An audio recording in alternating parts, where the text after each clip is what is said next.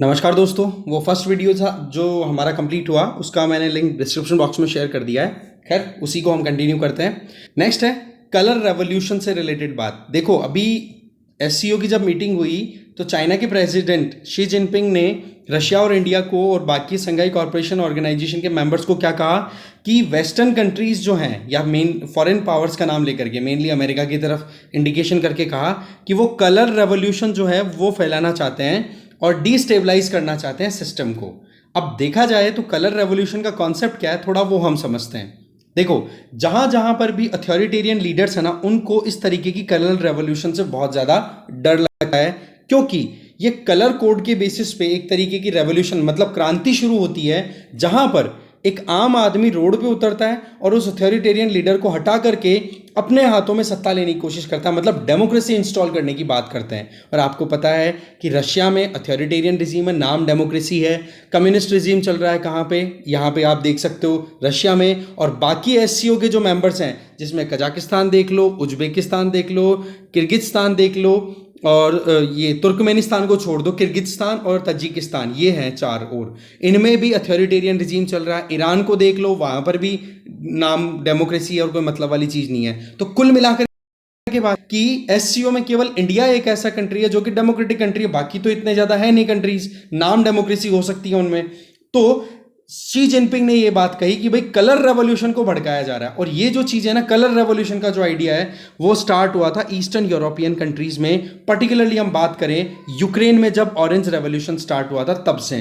फिर उसके बाद में जैस्मिन रेवोल्यूशन आया ट्यूनीशिया में। फिर उसके बाद में बीजिंग की तरफ से भी अनाउंस कर दिया गया था कि हांगकांग में भी जो डिमांड की जा रही है डेमोक्रेटिक सिस्टम को इंस्टॉल करने की, तो बोला ये भी कलर रेवोल्यूशन के कैरेक्टरिस्टिक से इन्फ्लुएंस्ड है। ऐसे में ये कहा जाता है मॉस्को और बीजिंग, ये दोनों के दोनों, चाइना और रशिया का ये कहना होता है कि ये दोनों अथॉरिटेरियन रिजीम है। इनका ये कहना होता है कि यूएस और इसके सहयोगी कंट्रीज के द्वारा इस तरीके की कलर रेवोल्यूशन को प्रमोशन मिलता है। अब देखो कलर्स और फ्लावर्स की अगर बात करें तो उनके बेसिस पे कौन कौन सी रेवोल्यूशन हो रखी है। ऑरेंज रेवोल्यूशन तो आपको पता पड़ी है, यूक्रेन का है। देखो इसमें आप देख सकते हो फ्लैग्स जो हैं वो ऑरेंज कलर के लिए यूज हो रहे हैं। अब इसका ऑरेंज रेवोल्यूशन नाम कैसे पड़ा वो देखो। यूक्रेन में 2004 से 2005 के बीच में ये शुरू होता है मूवमेंट। नवंबर 2004 से जनवरी 2005, मतलब 2-3 महीने का रहा। वहां पर 2004 में प्रेसिडेंशियल इलेक्शन हुए थे। एक तरफ तो थे विक्टर यूशुचेंको जिनको सपोर्ट मिलता था वेस्टर्न कंट्रीज के द्वारा, और दूसरी तरफ थे ऑपोजिशन में जिनके मतलब कॉम्पिटिटर इलेक्शन में विक्टर यानुकोविच। इलेक्शन के रिजल्ट आए, विक्टर यानुकोविच जीत गए और ऐसे में एलिगेशन लगे कि रशिया ने गफला करवाया था। फिर इन्वेस्टिगेशन हुआ, फिर उसके बाद में पता पड़ा कि जी जो इलेक्शंस हैं उनको फ्रॉड के तौर पे बिल्कुल ख़त्म कर दिया। री इलेक्शन होते हैं और री इलेक्शन में अब की बार विक्टर यानुकोविच हार जाते हैं और जीत कौन जाता है, विक्टर युशचेंको, जो कि वेस्टर्न कंट्रीज के सपोर्ट में चल रहे थे। तो कुल मिलाकर के देखा जाए तो यूक्रेन में युशचेंको जो है वो विक्टोरियस इमर्ज होकर के आते हैं और वहां पर एक तरीके की डेमोक्रेटिक सिस्टम स्टार्ट हो जाती है, क्योंकि वेस्टर्न कंट्रीज जो हैं वो डेमोक्रेसी को प्रमोट करते हैं। और आज इंडिया की जो एंगेजमेंट है वेस्टर्न कंट्रीज के साथ, उसमें डेमोक्रेसी का होना एक बहुत बड़ा फैक्टर है। ठीक है, तो ये तो थी ऑरेंज रेवोल्यूशन। ट्यूलिप रेवोल्यूशन जो थी वो किर्गिज रेवोल्यूशन के नाम से भी जानी जाती है। किर्गिस्तान के प्रेसिडेंट अशकर अखायेव, शुरुआती 2005 की शुरुआती सालों की बात करें तो वहां पर पार्लियामेंट्री इलेक्शन हुए और अखायेव ने जो है वो अपने अलाइज को जिता दिया। अब कुल मिलाकर के बात यह आई कि चुनाव में घपले देखने को मिले तो इनके खिलाफ में भी कार्रवाई कर दी, लोग उतर गए रोड पे। ट्यूलिप रेवोल्यूशन अल्टीमेटली क्या हो गया, जो प्रेसिडेंट थे उनको अपनी पोस्ट छोड़नी पड़ी। फिर आ जाओ जैस्मिन रेवोल्यूशन में, ये देखो ट्यूनीशिया, ये नॉर्दर्न अफ्रीका में लोकेटेड कंट्री है ट्यूनीशिया। वहां पर दिसंबर 2010 से जनवरी 2011 के बीच में रेवोल्यूशन स्टार्ट होती है। क्वेश्चन क्या थे गवर्नमेंट पे, करप्शन बहुत ज़्यादा है, बेरोजगारी बहुत ज़्यादा थी, इन्फ्लेशन बहुत ज़्यादा थी। और वहाँ पर डिक्टेटर कौन था, वो था प्रेसिडेंट वहाँ का जिन अल अबिदीन बेन अली। ठीक है, तो उसकी लीडरशिप में जो कुछ भी हो रहा था उसको करेक्ट आउट करने के लिए लोग उतर गए रोड पे और जैस्मिन रेवोल्यूशन स्टार्ट कर दिया। अब जैस्मिन रेवोल्यूशन क्यों, क्योंकि जैस्मिन जो फ्लावर है ना वो ट्यूनीशिया का नेशनल फ्लावर है। अल्टीमेटली वहाँ पर अली को अपनी पोस्ट छोड़नी पड़ी और इसी से ट्यूनीशिया में ये जो जैस्मिन रेवोल्यूशन आई थी, इसी का असर पड़ा था मिडिल ईस्ट और नॉर्थ अफ्रीका में अरब स्प्रिंग जो स्टार्ट हुई थी, जिसमें डिक्टेटर रिजीम को खत्म करने की बात की गई थी और डेमोक्रेटिक सिस्टम इंट्रोड्यूस करने की बात की गई थी, और इसी को अरब स्प्रिंग बोल दिया गया था। इसमें भी वेस्टर्न कंट्रीज का इन्फ्लुएंस कंसिडर किया जाता है डिक्टेटर्स के द्वारा। फिर आती है लोटस रेवोल्यूशन, जो कि इजिप्ट में स्टार्ट हुई, और वो भी अरब स्प्रिंग का ही एक पार्ट मान लो आप, ठीक है। जनवरी 25 2011 से जब पुलिस डे था, उस टाइम पर होस्नी मुबारक की गवर्नमेंट चल रही थी, तो प्रोटेस्ट जो भी कर रहे थे लोग रोड पे उतर करके, जो कि एक तरीके से अरब स्प्रिंग का ही पार्ट था, उसको दबाया गया, सप्रेस किया गया। अल्टीमेटली एक वायलेंट क्लैश हुआ। फिर उसके बाद में होस्नी मुबारक को प्रेसिडेंटशिप से छोड़ना पड़ा अपना पद, और वहां पर आर्मी रूल आ गया। तो ऐसी परिस्थिति, अब इसीलिए तो आप देखो ना कि मुस्लिम ब्रदरहुड का इनका नाम आपने सुना होगा, तो उसको लेकर के सऊदी अरब बड़ा अनकंफर्टेबल फील करता है। कारण क्या है कि सऊदी अरब में क्या है, डिक्टेटरी चल रहे हैं एक तरीके से, वहां पर तो वही डायनेस्टिक सिस्टम चल रहा है, शेख जो है। अब कुल मिलाकर के सवाल क्या आता है कि ये जो रेवोल्यूशंस है, इन्होंने क्या किया? ये इन्होंने वो काम किया जहां पर सिस्टम को बिल्कुल अपसाइड डाउन, डिक्टेटरशिप को हटा करके अकाउंटेबल गवर्नमेंट स्टैब्लिश करने की बात की, जो कि चाइना के लिए बहुत बड़ी सरदर्दी का काम है। इसीलिए बोला कि हम लोगों को, एससीओ के मेंबर्स को अलर्ट रहना होगा कि जी ये जो वेस्टर्न कंट्रीज के इन्फ्लुएंस में आकर के कलर्ड रेवोल्यूशन हो रही है, वो प्रॉब्लम हमें कर सकती है। तो ये है पूरा कॉन्सेप्ट। नेक्स्ट आर्टिकल है असेंशियल मेडिसिन लिस्ट से रिलेटेड, ठीक है। गवर्नमेंट ऑफ इंडिया के द्वारा इसको अपडेट किया गया है, तो इससे रिलेटेड भी क्वेश्चन बन सकता है। देखो, कॉन्सेप्चुअल क्लैरिटी रखनी जरूरी है, आजकल तो मेंस में भी ऐसे क्वेश्चन आने लग गए। सीधा टॉपिक उठाया, आप समझा दो पूरा एक्सप्लेन पेज का आर्टिकल, अगर आपको समझ में आया, याद है तो, ठीक है जी। देखो, यूनियन हेल्थ मिनिस्ट्री ने recently national list of essential medicine NLEM वो है अपडेट की है, और 2022 की नई लिस्ट दी है। 2015 में प्रीवियस अपडेट हुआ था, तो 7 साल बाद में अपडेट किया गया है, ठीक है। सितंबर 13 को ये इशू की गई है। इसमें कुछ कैंसर मेडिसिन, कुछ डायबिटिक ड्रग्स और 4 और ऐसी ड्रग्स ऐड की है जो कि पेटेंट हैं। नॉर्मली देखा जाए ना, तो नाम देखो, असेंशियल वर्ड का मतलब क्या हो गया, अवेलेबल होनी चाहिए कॉमन मैन को, ठीक है। और जो नॉर्मली हमारे देश में जो बीमारियां चलती हैं, उनको ट्रीट करने के लिए ये दवाइयां होती हैं, जिनको इस लिस्ट में डाला जाता है। अब यहां पर एक तो पेटेंट नाम आ रहा है, पेटेंट दवाइयां असेंशियल मेडिसिन की लिस्ट में नहीं डाली गई थी अभी तक। ये पहली बार हुआ है जब 4 ऐसी ड्रग्स को भी ऐड किया गया है इस लिस्ट में, जो कि पेटेंट है। पेटेंट का मतलब क्या हो गया, वो दवाइयां हैं जो कि कंपनी ने बहुत रिसर्च एंड डेवलप करके फिर तैयार की हैं, और उनकी अभी तक कोई भी जेनेरिक दवाई बनना अलाउड नहीं है, और वो दवाइयां जो हैं वो महंगी भी बिकती हैं, पर वही चीज़ है कि वो ट्रीटमेंट में सक्सेसफुल है, एफिकेसी बहुत अच्छी आ रही है, और गवर्नमेंट उनकी प्राइस को भी रेगुलेट कर देगी। तो ऐसी परिस्थितियों में ये पेटेंट ड्रग्स हैं, वो पहली बार national list of essential medicine में इंक्लूड की गई है, जो कि नंबर्स कितने, 4। अब देखते हैं NLEM का क्या सिस्टम है।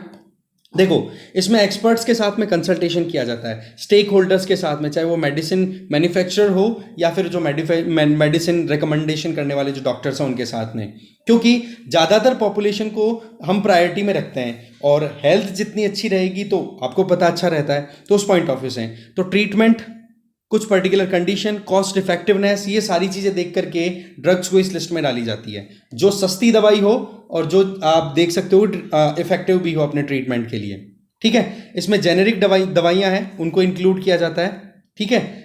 जैसे कि आप देख सकते हो, हम नॉर्मल सर्कमस्टांसेस में क्रोसिन कभी भी एसेंशियल में नहीं आती, क्योंकि क्रोसिन ब्रांडेड दवाई हो गई, और वहीं पे पैरासीटामोल का नाम लेकर के हम कोई भी दवाई परचेज कर सकते हैं। पैरासीटामोल, उसमें सॉल्ट है, तो कोई भी ब्रांड हम परचेज कर सकते हैं। तो वो जो चीज़ होगी पैरासीटामोल, वो किस में चलेगी, एसेंशियल मेडिसिन में, ठीक है। इनमें वो दवाइयाँ या वो मेडिसिन इंक्लूड की जाती हैं जो कि गवर्नमेंट अपने हेल्थ प्रोग्राम्स में अवेलेबल कराती है। जैसे कि बेडाक्यूलाइन की अगर बात करें, ये टीबी पेशेंट्स को ट्रीट करने के लिए दी जाती है, तो इसको इंक्लूड किया गया है 2022 में, अभी लिस्ट जो निकली है। इसके अलावा देखा जाए तो ये जो असेंशियल मेडिसिन की जो लिस्ट है, ये किस बेसिस पे है, क्या इसके लिए कोई इंटरनेशनल कन्वेंशन है? Answer is yes. WHO के द्वारा असेंशियल मेडिसिन के लिए आप देख सकते हो एक पूरी गाइडलाइन, प्रिंसिपल्स दिए हुए हैं, और इंडिया ने पहली बार इन गाइडलाइंस को, WHO की जो प्रिंसिपल्स हैं उनको ध्यान में रखते हुए लिस्ट कब बनाई थी, 1996 में। तब से लेकर अभी तक 4 बार उसमें अमेंडमेंट भी किए जा चुके हैं, 2003, 11, 15 और 22 में। यह ध्यान रखोगे, एक एक पॉइंट इंपॉर्टेंट है। फिर बात आती है रिवीजन की। रिवीजन क्यों किया जाता है भाई? सीधी सी बात है, कुछ दवाइयाँ ऐसी हैं जो कि नई मार्केट में आती है और उनकी एफिकेसी पुरानी दवाइयों से अच्छी रहती है, तो पुरानी वाली को डिलीट करके नई ऐड करनी पड़ती है। मान लो पुरानी एसेंशियल जो मेडिसिन थी उनमें मान लो कोई साइड इफेक्ट आ रहे हैं तो उसको भी इसीलिए हटाना पड़ता है। कुछ दवाइयाँ ऑब्सोलीट हो जाती हैं तो उनको हटाना पड़ता है, और नई लेटेस्ट ट्रीटमेंट नए प्रोटोकॉल्स को ध्यान में रखते हुए कुछ नया आया तो उसको ऐड करना पड़ता है। तो अमेंडमेंट की रिक्वायरमेंट ये हो गई।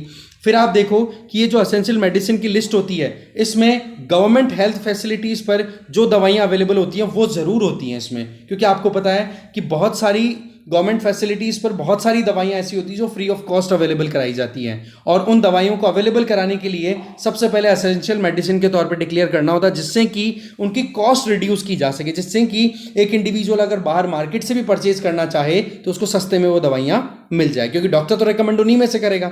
अब देखो जो ये ड्रग्स होती है ना, इनकी भी कैटेगरी होती है पी, एस और टी, तीन तरीके की। पी का मतलब प्राइमरी, सेकेंडरी, एस का मतलब सेकेंडरी, टी का मतलब टर्शरी।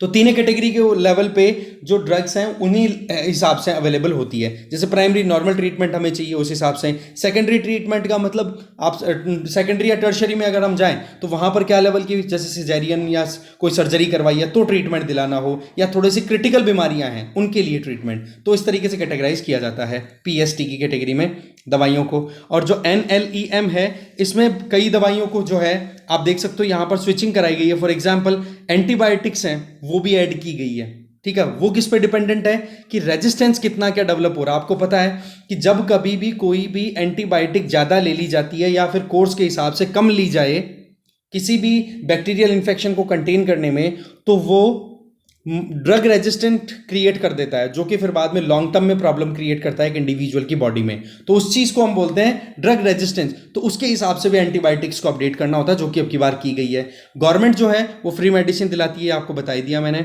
कॉस्ट इफेक्टिवनेस भी देखी जाती है, और डॉक्टर जो है उनको ट्रेनिंग भी मिलती है। इससे होता क्या है कि ये जो असेंशियल मेडिसिन जो होती हैं इनमें इनका फॉर्मूला ज़्यादा कॉम्प्लेक्स नहीं होता, जेनेरिक दवाइयाँ ज़्यादातर होती हैं। तो जो यंग डॉक्टर्स होते हैं ना वो भी अपने हिसाब से अपने शुरुआती प्रैक्टिसेस में इन दवाइयों को रेकमेंड करके धीरे धीरे एक्सपर्टाइज गेन कर लेंगे। फिर उनको आइडिया लग जाएगा कि हाँ जी किस पर्टिकुलर सॉल्ट की दवाई मुझे रेकमेंड करनी है जिससे कि ये पर्टिकुलर बीमारी सही हो सके, राइट। और इंपॉर्टेंट चीज़ क्या है इसमें कि मेडिसिन को अफोर्डेबल बनाना होता है, तब जाकर के ये सारी चीज़ें एसेंशियल मेडिसिन वाली लिस्ट में डाल दी जाती हैं, ठीक है जी। अफोर्डेबिलिटी पे क्यों ध्यान रखना है भाई, सीधी सी बात है कि अगर सस्ती नहीं होगी तो फिर बाद में इतनी बड़ी जनता 140 करोड़ पॉपुलेशन है भाई, कैसे काम चलेगा। महंगी अगर दवाइयाँ बिकेंगी तो, और इनकम लेवल इतना अभी तक हमारी ज़्यादा हुआ नहीं है, तो वो चीज़ें हैं। अब देखो ये प्राइस रेगुलेशन किसके अंडर होता है, ड्रग प्राइस कंट्रोल ऑर्डर के अंडर में।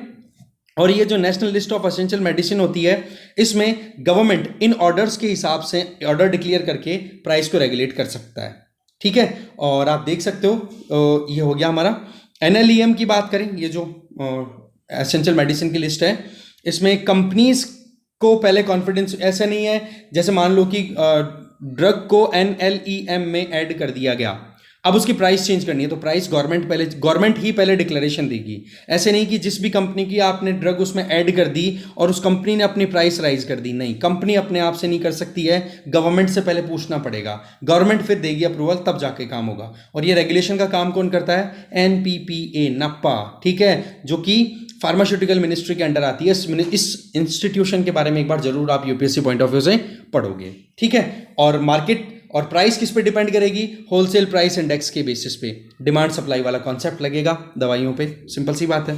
अब एडिशन किन किन दवाइयों का किया गया है वो थोड़ा आप ध्यान दे लो, ठीक है। लगभग 34 न्यू मेडिसिन हैं वो ऐड की गई हैं NLEM 2015 में। अब 2022 में जो अभी अपडेट हुआ है उसमें, तो उनमें देखो 4 तो कैंसर की दवाइयाँ हैं, ठीक है, मेनली, जिनमें आप देख सकते हो एक तो बेंडेमस्टिन हाइड्रोक्लोराइड, ठीक है, वो सर्टेन टाइप ऑफ ब्लड और लिम्फ नोड कैंसर को ट्रीट करने के लिए काम आती हैं। दवाइयों के नाम लिखते जाना है, लिख लेना। इसके अलावा इरिनोटेकिन या इरिनोटेसिन HCI ट्राईहाइड्रेट, इसका ट्रीटमेंट, इसको यूज़ किया जाता है कोलेस्ट्रॉल को, मतलब हाँ कोलेस्ट्रॉल, और इसके अलावा जो पेनक्रियाज कैंसर है, कोलोरेक्टल सॉरी कोलेस्ट्रॉल नहीं, कोलोरेक्टल और या पेनक्रियाज के कैंसर को ट्रीट करने के लिए। इसके अलावा लेनेलिडोमाइड, ये ट्रीटमेंट में आती है अलग अलग तरीके के कुछ कैंसर्स को ट्रीट करने के लिए। और इसके अलावा एक और दवाई है दैट इज ल्यूप्रोलाइड एकेटे, एक्टेटे, इसको प्रोस्टेट कैंसर को ट्रीटमेंट करने के लिए काम में लिया जाता है। तो ये मेडिसिन हैं 1, 2, 3 और 4, ये तो कैंसर को ट्रीट करने वाली हैं जिनको ऐड किया गया NLEM में।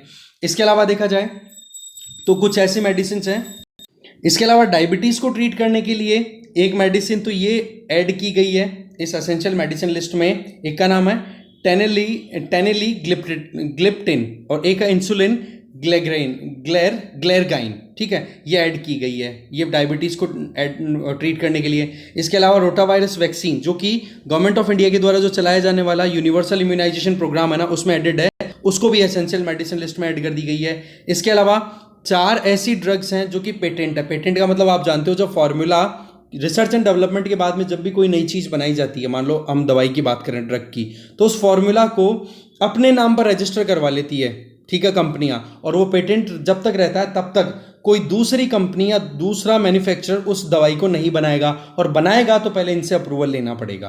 तो इस तरीके से पेटेंटेड है। और वो 4 दवाइयां जो कौन कौन सी, उनमें से आप देख सकते हो, एक तो बिडाक्यूलाइन और एक डेलेमिनिड जो कि टीबी के लिए है, और इसके अलावा आप देख सकते हो डोल्यूटेग्राविर, ये HIV के लिए है, और इसके अलावा डेक्लेटासविर, ये हेपेटाइटिस C के लिए है। तो ये 4 दवाइयां हैं जो पेटेंटेड हैं, पर इन पेटेंटेड को भी इंक्लूड किया गया है इस लिस्ट में, और ये पहली बार हुआ है कि पेटेंटेड को भी नहीं। अभी तक तो क्या होता था, जेनेरिक दवाइयां जिनका पेटेंट एक तरीके से ब्रेक कर लिया और उनका रिवर्स इंजीनियरिंग कर लिया। मान लो कोई दवाई जो पेटेंटेड कंपनी ने तैयार कर दी, उसको तोड़ ताड़ करके उसकी रिवर्स इंजीनियरिंग देखी, फॉर्मूला देख लिया, नई दवाई तैयार कर दी थोड़ा सा फॉर्मूला में चेंज करके, और वो दवाइयां क्या होती है, फिर सस्ती बिकती है। और इंडिया पे इस चीज़ को लेकर के बहुत ज़्यादा ब्लेम भी लगते हैं कि इंडिया जो है वो इंटेलेक्चुअल प्रॉपर्टी राइट्स का वायलेशन एक्सेप्ट करता है, वो सारी चीज़ें। पर भैया बात ऐसी है, गरीब पॉपुलेशन है, इतने लोगों का ट्रीटमेंट देने के लिए अगर पेटेंट पे हम चलने लग गए तो हालत हो जाएगी खराब। और दूसरा, इंडिया जो वर्ल्ड की फार्मेसी के तौर पे इमर्ज होकर के आया है, वो जेनेरिक दवाइयों की वजह से ही आया है, ठीक है, हम सस्ते में दवाई अवेलेबल करा देते हैं, ठीक है। इसके अलावा देखा जाए क्राइटेरिया क्या होता है NLEM में ऐड करने का, भाई सीधी सी बात है, ज़रूरत क्या है, सेफ्टी कितनी है, एफिकेसी कितनी है, सस्ता कितना मिल रहा है, इन चीज़ों को देख करके ड्रग्स को ऐड किया जाता है। फिर बात आती है कि एडिशन तो हमने बात की, इसके अलावा और क्या ऐड किया गया है। देखो, निकोटीन और ओपियोइड रिप्लेसमेंट के लिए जो थेरेपी है वो पहले नहीं एडेड थी, वो उसको भी अब ऐड कर दिया गया है, ठीक है। जो नशा करने की आदत पड़ गई है ना, उसको भी थेरेपी के बेसिस पे ट्रीट करने की बात हो रही है कुल मिलाकर के, ठीक है। अब कौन कौन सी दवाइयां हैं जिनको हटाया गया है, ठीक है, अब आप देख लो। अभी टोटल लेटेस्ट जो अपडेटेड लिस्ट है उसमें 384 दवाइयां हैं, 384, ठीक है। अब इसमें डिलीशन किस किस का हुआ, जो पहले दवाइयां चल रही थी उनकी अगर बात करें तो 3 तो है एंटी ट्यूबरक्यूलर ड्रग्स, जिनमें एक का नाम तो यहां पर आप देख सकते हो, केनामाइसिन इंजेक्शन। इसके क्या साइड इफेक्ट बहुत ज़्यादा आ रहे थे, ठीक है, टीबी के लिए ट्रीटमेंट देने के लिए था, पर बहुत ज़्यादा इसके साइड इफेक्ट आ रहे थे, ठीक है। और भी कुछ दवाइयां हैं, जैसे यहाँ पर देख सकते हो एंटीबायोटिक दवाई है एक, यहाँ पर देख सकते हो मेरोपेनेम,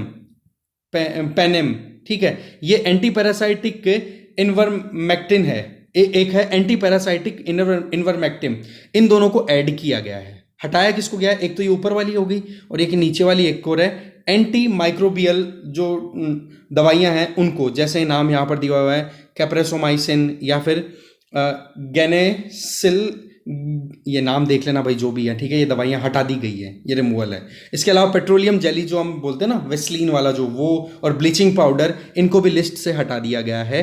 तो ये नाम देख लेना भाई, क्योंकि इन नामों में यूपीएससी घुमाने लग गई है आजकल, ठीक है।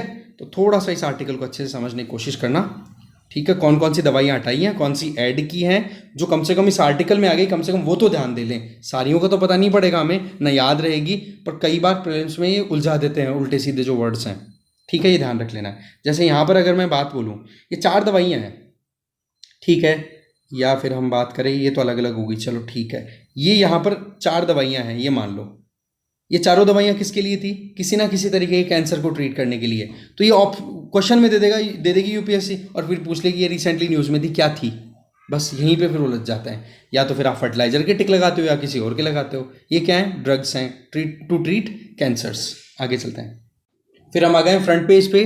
देखो, गवर्नमेंट जो है वो अभी एक पैनल कॉन्स्टिट्यूट कर रही है, जिसमें ये प्रोग्राम है कि शेड्यूल्ड कास्ट में जो लोग रिजर्वेशन का बेनिफिट ले रहे हैं, उनमें से किन लोगों ने क्रिश्चियनिटी या इस्लाम को ज्वाइन किया है, ठीक है।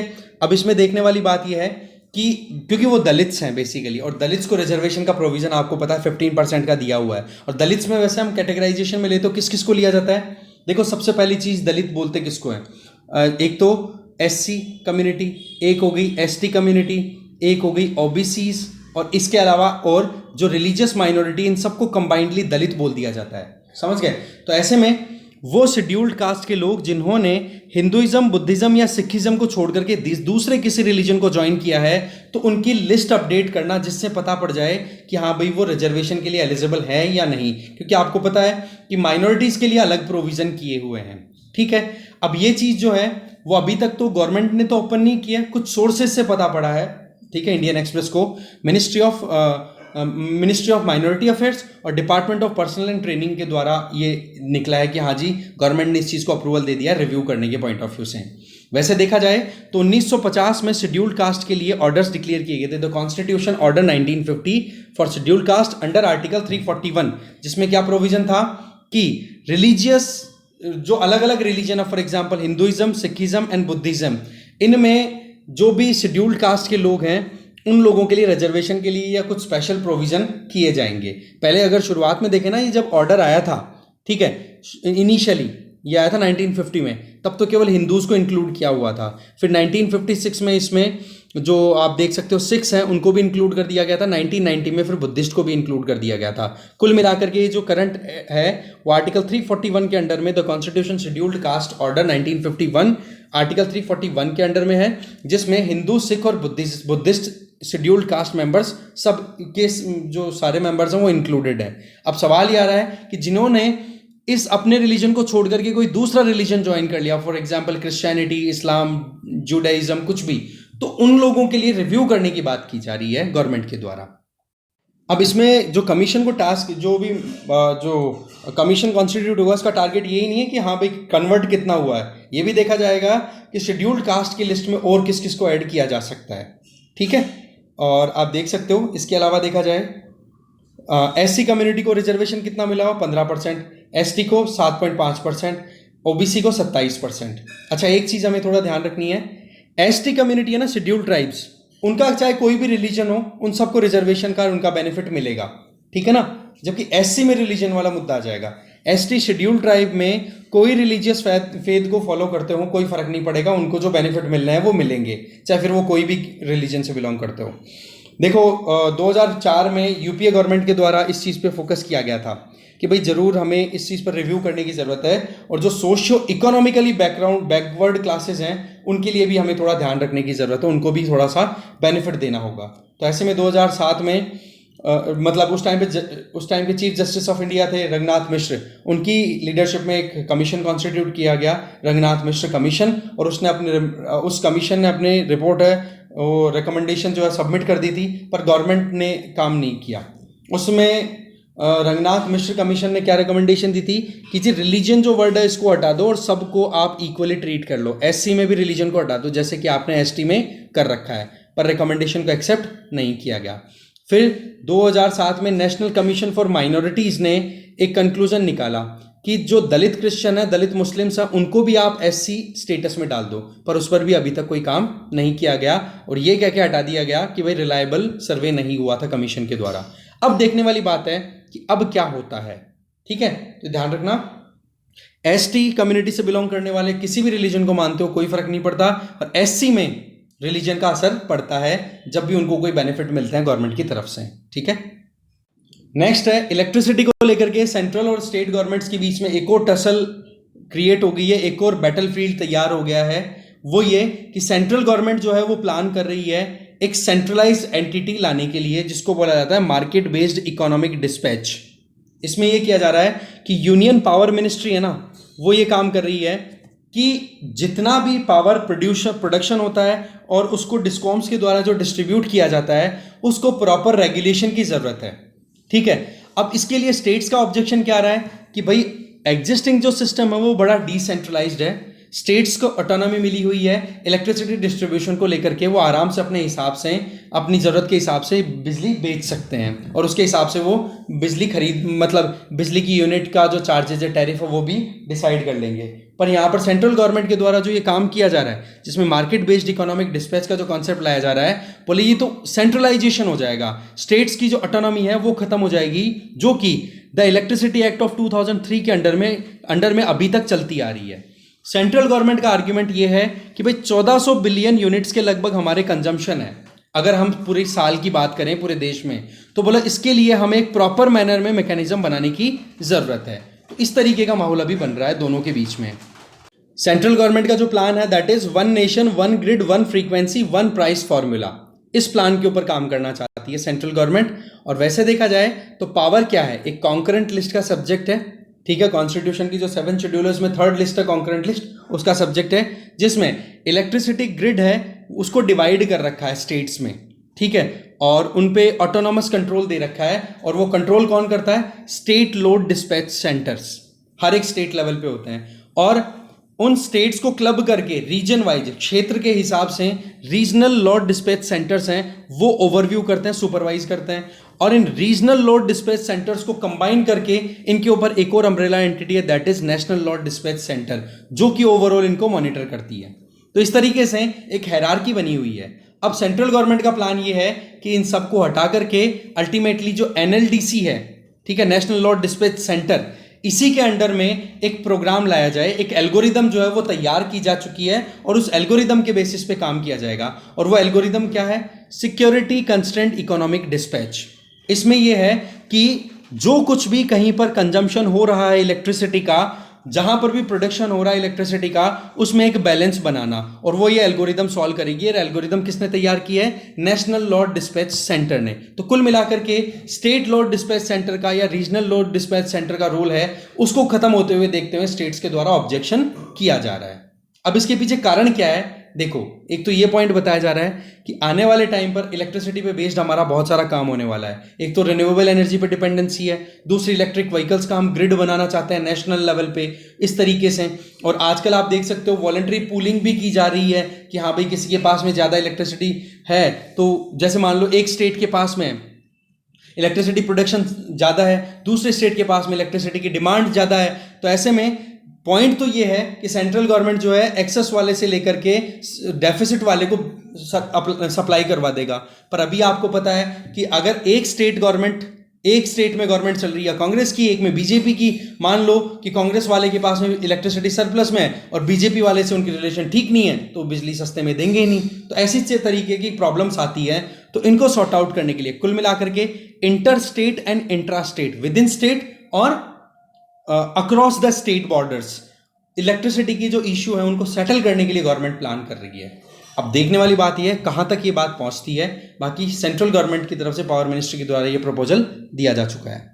नेक्स्ट है केमिकल फर्टिलाइजर की जो यूटिलिटी है हमारे देश में, वो पता है आप देखो 2017-18 की कंपेरिजन 2021-22 में लगभग 21.7% राइज हो गई है।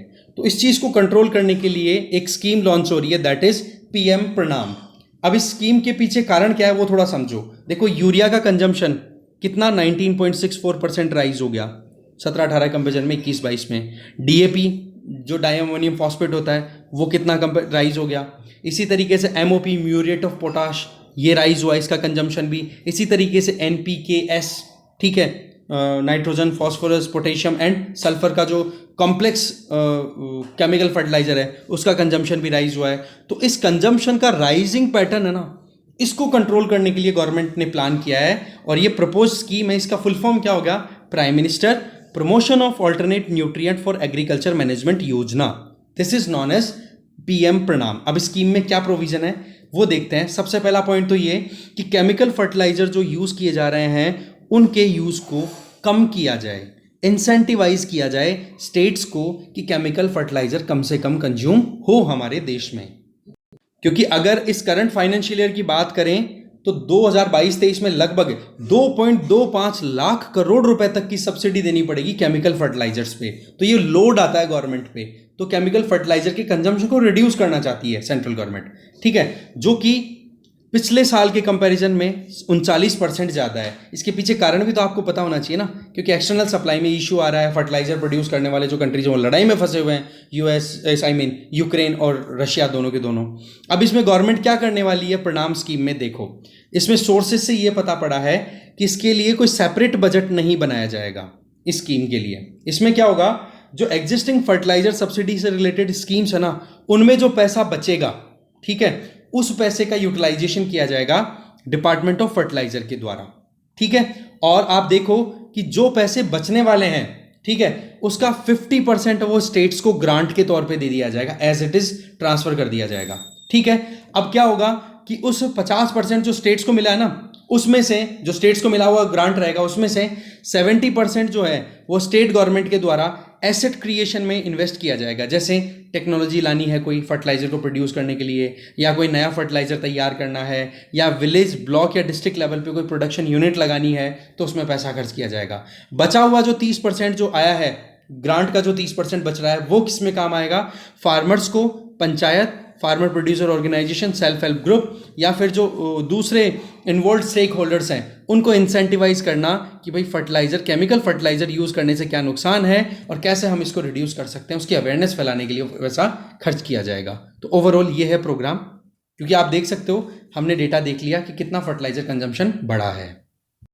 वर्ल्ड बेस पे एक न्यूज़ है, यूरोपियन यूनियन ने देखो हंगरी को 7.5 बिलियन यूरो देने से मना कर दिया, क्योंकि यूरोपियन यूनियन ने जब इन्वेस्टिगेट किया, इन्वेस्टिगेटिंग एंटी फ्रॉड बॉडी है यूरोपियन यूनियन के अंडर में, OLAF, ठीक है।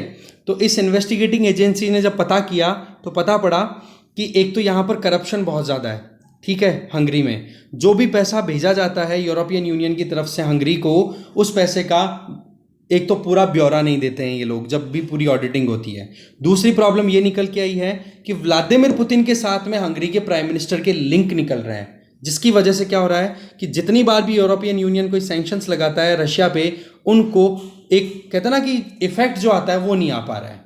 तो इस वजह से यूरोपियन यूनियन ने ये कर दिया। यूरोपियन यूनियन को रिवाइज कर लेना भाई थोड़ा सा, ठीक है। ताइवान में अर्थक्वेक आ गया, जिसकी वजह से जो है क्राइसिस है वो इतना कुछ खास है नहीं। वैसे इकोनॉमी पेज पे आज की लास्ट न्यूज़ है, that is dispute settlement reform से रिलेटेड या न्यूज़ है।